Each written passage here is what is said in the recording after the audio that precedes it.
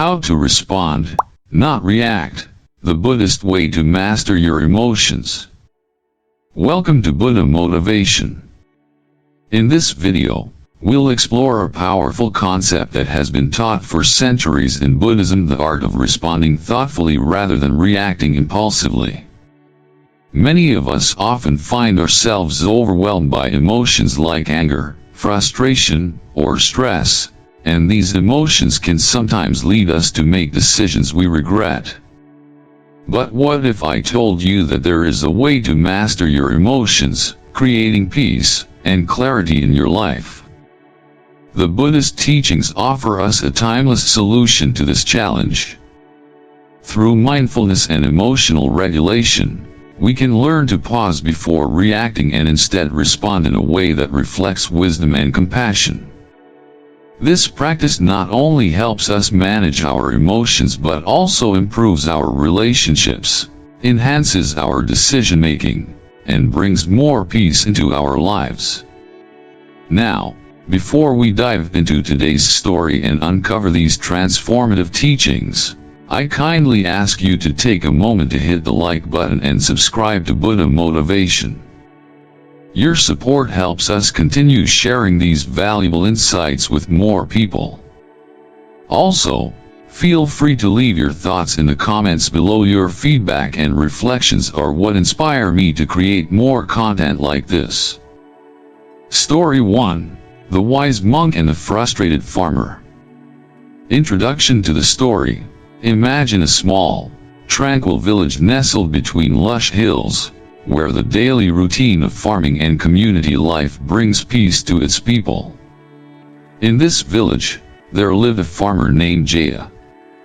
Jaya was a hard-working man who had a small plot of land where he grew vegetables.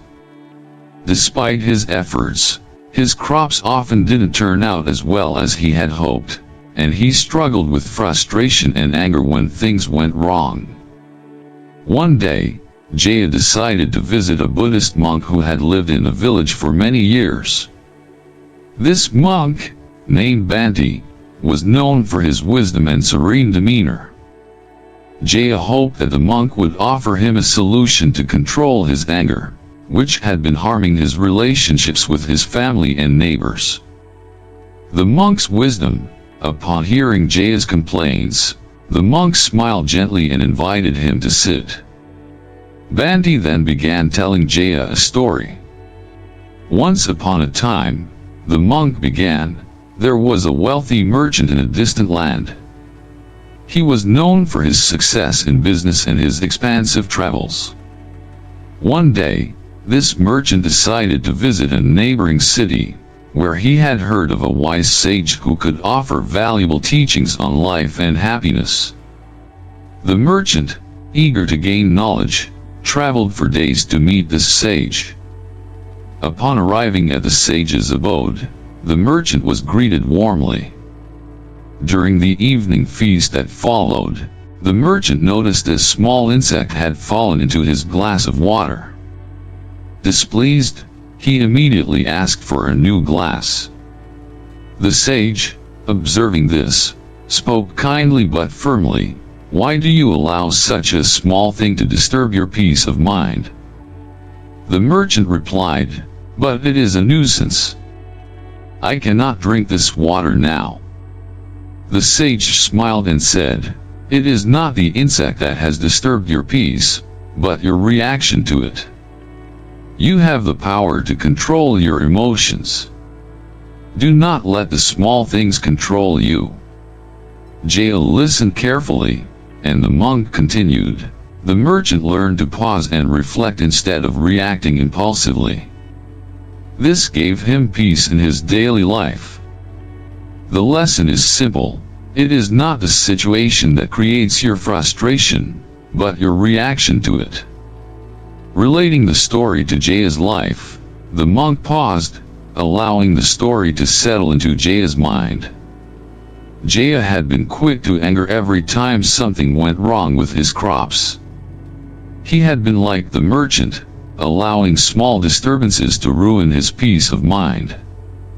Bhante explained, "Just like the merchant, you can learn to control your reactions. Instead of letting your frustrations grow, take a moment to reflect before you act. Moral: Jaya left the monk's presence with a renewed sense of purpose. He realized that the true challenge was not the external circumstances of his life but how he responded to them. Jaya started practicing mindfulness, taking deep breaths when things went wrong and responding with patience. Over time, his emotional control brought him peace, and his relationships with his family and fellow villagers flourished. He no longer allowed his anger to cloud his judgment, and his life became more balanced and joyful. Story 2: The Wise Young Man and the Storm of Emotion. Introduction to the second story. In another part of the world, in a small town by the sea, there was a young man named Rajan. He was a bright and passionate student, but he struggled with his emotions, particularly anger. Rajan often found himself getting frustrated over small setbacks in life, and this anger would sometimes prevent him from seeing solutions clearly. He was also known to have a quick temper when his friends or family made mistakes. One day, Rajan went to visit his teacher, a revered monk named Venerable Dhammika, who lived in a temple by the shore. Rajan sought the monk's advice, wanting to find a way to manage his emotions better. The monk's story, Venerable Dhammika, with a calm and peaceful voice, began telling Rajan a story. There was once a fierce storm that struck a small village by the ocean. The villagers feared the storm, for it was powerful and destructive. After the storm passed, the villagers found that many of their homes had been damaged, and crops had been destroyed. However, a young man named Ayan, who had lived through many storms, had a different reaction. Rather than panicking, he went to work immediately, helping to rebuild and encourage the others. Ayan was not afraid of the storm itself but of how he allowed himself to react. The villagers were amazed at Ayan's strength and calm. One of them asked him, "Why did you not show fear like the rest of us?" Ayan replied, "Fear and anger are like the storm. They appear suddenly, but we can choose not to let them sweep us away. It is not the storm that causes suffering, but our reaction to it." Relating the story to Rajan's struggles, Rajan pondered deeply on the story. He realized that like Ayan, he often allowed his emotions to control him in moments of stress and anger. He had never stopped to think before reacting. The monk explained further, "Just as Ayan did not let the storm dictate his actions, you too have the power to choose your responses." In Buddhism, we believe that by mastering your mind, you can overcome all storms of emotion. Moral: Rajan left with a sense of clarity. The storm was a metaphor for the inner turbulence we all face.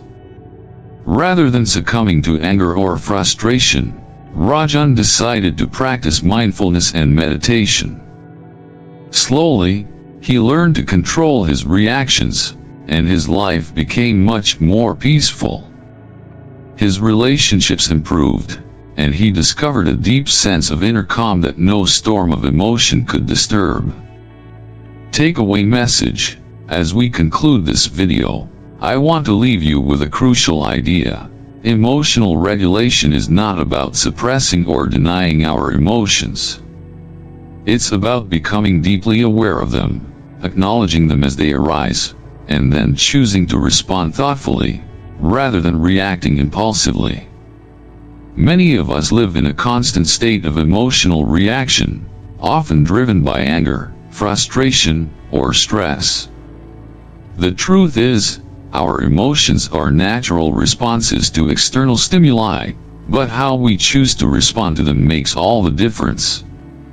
If we let emotions dictate our actions without taking the time to reflect, we often end up in situations we later regret.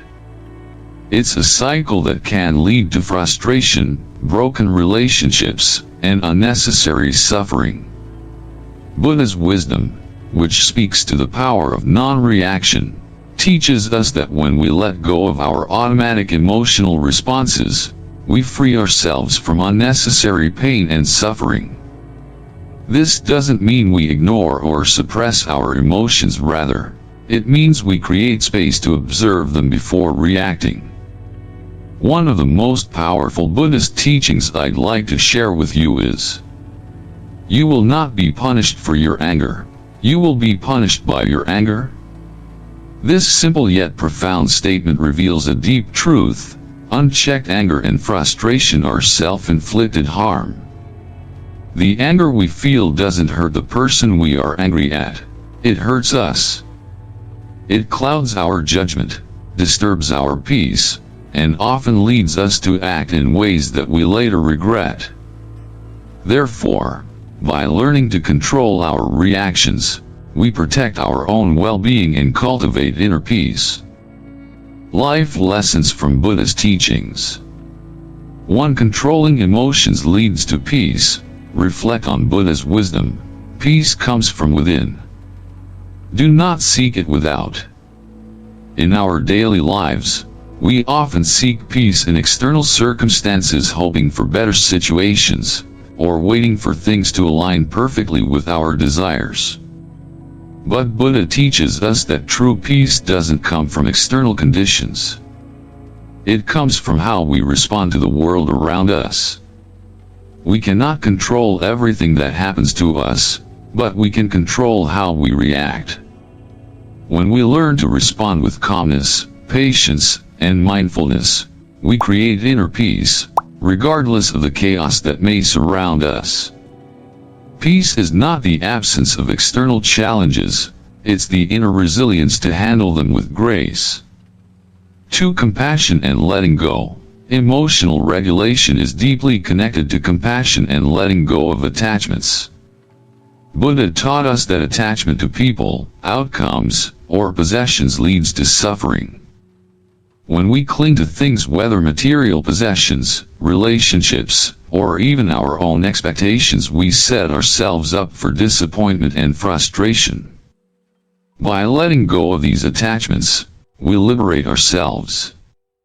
Compassion allows us to embrace life's ups and downs without clinging too tightly to any one moment.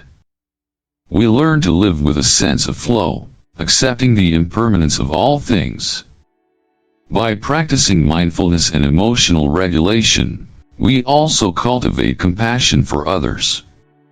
We learn to be kind to ourselves and those around us, even in difficult situations. 3. Personal growth through self-reflection. Reflecting on our emotional responses is a key to personal growth. Just like the king in the story and Michael's experience, we all face moments when our emotions overwhelm us. But through self-awareness and reflection, we can learn from these moments. Each time we respond to a challenging situation with mindfulness, we take a step toward emotional mastery. When we practice the art of not reacting, we find that our relationships improve, our decisions become clearer, and we begin to experience life with greater fulfillment. Emotional regulation isn't a one-time fix, it's an ongoing process of growth and learning. Final thoughts. As you finished watching this video, I encourage you to take a moment to reflect on your own emotional responses. Do you often find yourself reacting impulsively in stressful situations? Are there moments when you wish you had responded more thoughtfully, with patience and understanding? I invite you to practice mindfulness daily. Start by observing your emotions as they arise, especially when you feel triggered. Take a deep breath before reacting, and give yourself a few seconds to reflect. This pause can help you regain control and respond with intention rather than impulse. Suggestions for practical application. Journaling. consider keeping a journal where you write down situations that triggered strong emotions. Reflect on how you responded, and ask yourself how you could have reacted differently. Over time, you'll develop greater emotional awareness and control. Meditation. Set aside time each day to practice mindfulness meditation. This can help you become more attuned to your thoughts and emotions, giving you the space to reflect before reacting. Encourage community engagement. I'd love to hear your thoughts and experiences. Have you ever faced a situation where you were able to control your emotional response? How did it change the outcome of that situation? Share your reflections in the comments below, and let's continue this conversation together. If you found this video helpful, don't forget to subscribe to Buddha Motivation for more insights on mindfulness, emotional mastery, and Buddhist teachings. Remember, the path to emotional freedom is a journey. With each small step, you move closer to inner peace and clarity. Thank you for watching, and I look forward to continuing this journey with you. Ending. Thank you so much for watching. I hope you found today's video helpful in understanding how to approach your emotions with mindfulness and emotional control. As we discussed, mastering how to respond rather than react is not just a skill, it's a path to a more peaceful and fulfilling life. If you're interested in learning more about how Buddhist wisdom can help transform your life, be sure to subscribe to Buddha Motivation and hit the notification bell so you never miss a new video. Before you go, I'd love to hear your thoughts on the topic. How do you manage your emotions in difficult situations? Please share your insights in the comments below. Your thoughts and experiences help create a deeper sense of community here. Thank you again for joining me today, and I look forward to seeing you in the next video. Until then, remember, peace comes from within. Stay mindful and continue to nurture your emotional growth.